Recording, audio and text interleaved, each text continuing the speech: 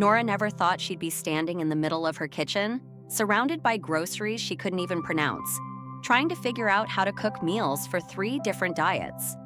It started with her youngest daughter, Lily, who had been complaining about stomach pains for months. After countless trips to the doctor, they suggested a low FODMAP diet to help ease Lily's symptoms. Not long after, Nora's husband, Mark, decided he wanted to try the Whole30 to reset his body and mind after feeling sluggish for too long. And as for Nora, she'd been hearing about the benefits of paleo for a while and figured if her family was making changes, she might as well jump on board too. At first, the whole idea of cooking for different dietary needs felt overwhelming. Nora stared at the recipe books and blogs she'd bookmarked, unsure of where to begin. The thought of making separate meals for everyone seemed impossible, but she quickly realized it didn't have to be that hard. Through trial and error, Nora learned how to make meals that worked for her entire family without spending all her time in the kitchen. When she first started researching the paleo diet, she was a bit skeptical. Eat like a caveman? It sounded restrictive and like she'd be missing out on her favorite foods. But as she dove deeper, she learned it wasn't just about cutting things out, it was about fueling her body with real, whole foods. Lean meats, fresh veggies, fruits, nuts, and healthy fats became the base of her meals. She realized she didn't miss the processed foods she used to rely on. More importantly, she noticed how much better she felt. More energy, less bloating, and overall healthier. The same was true for her husband, Mark, who found that the Whole30, with its emphasis on removing sugar, grains, dairy, and legumes for 30 days, gave him a renewed sense of control over his health.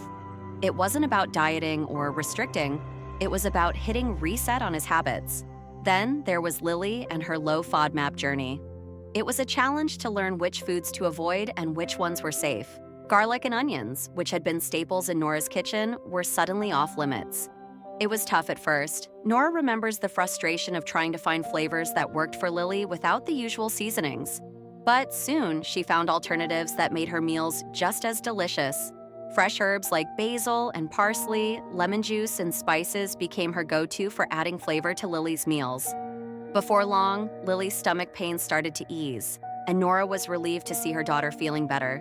With these diets in mind, Nora had to figure out how to keep her pantry stocked with the right ingredients. She cleared out the processed foods and made room for the essentials. Almond and coconut flour for paleo baking, ghee and avocado oil for cooking, grass-fed meats, and plenty of vegetables. For Whole30, she stocked up on coconut aminos as a soy sauce alternative, canned coconut milk for creamy dishes, and cauliflower rice to replace grains. And for Lily, gluten-free grains, lactose-free dairy, and low FODMAP vegetables like zucchini and carrots became the backbone of their meals. Meal planning became essential. On Sunday evenings, Nora would sit down with a cup of tea and map out the week's meals. She learned to create dishes that could be easily adapted for everyone's needs. For breakfast, she'd whip up paleo egg muffins for herself, Whole30 smoothies for Mark, and low FODMAP oatmeal for Lily.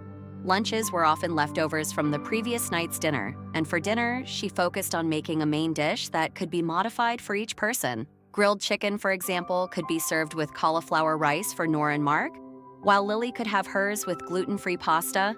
As time went on, Nora built up a repertoire of go-to recipes that made it easier to cook for her family's diverse needs. One of her favorites was a paleo chicken stir-fry with bell peppers and broccoli, sautéed in coconut aminos and served over cauliflower rice. Another family hit was a Whole30 shepherd's pie made with ground beef, carrots, and mashed sweet potatoes on top. And for Lily, zucchini fritters became a staple, perfect for breakfast or a snack. Nora also learned the importance of batch cooking. When she made a big pot of chili, she'd leave out the beans for the Whole30 version and add them in for Lily, freezing portions to have on hand when time was tight. Cooking techniques were another area where Nora learned to get creative. With grilling and roasting, she could prepare meals for everyone with minimal effort. She loved using her sheet pan to throw together a mix of veggies and proteins, roast them in the oven, and call it dinner. And while she missed using garlic and onions in her low FODMAP meals, she found that fresh herbs and spices could still make her dishes pop with flavor. One of the toughest challenges Nora faced was navigating social situations. The first time her family was invited to a barbecue after starting their new diets, she felt a knot in her stomach. would there be anything they could eat? But instead of stressing, she decided to be proactive. She offered to bring a dish to share that fit all their diets. A big salad with grilled chicken, lots of veggies, and a homemade dressing. At restaurants, she learned to check menus ahead of time and wasn't afraid to ask the kitchen staff to modify dishes. Most places were accommodating, and over time, she gained confidence in handling these situations. As much as Nora focused on sticking to the diets, she also realized the importance of balance. She wanted to make sure her family wasn't just following the rules, but getting the nutrients they needed to thrive. For her paleo meals, she made sure to include plenty of leafy greens, healthy fats, and a variety of proteins. For Mark's Whole30 journey, she emphasized variety to keep things interesting, so he didn't feel deprived. And for Lily, she worked closely with a dietitian to ensure that her low FODMAP meals were still rich in fiber, vitamins, and minerals, even with the food restrictions. Not every day was smooth sailing, though. Nora laughs when she remembers her first attempt at paleo baking. The almond flour cookies she made turned out rock hard, barely edible. But it was a learning experience.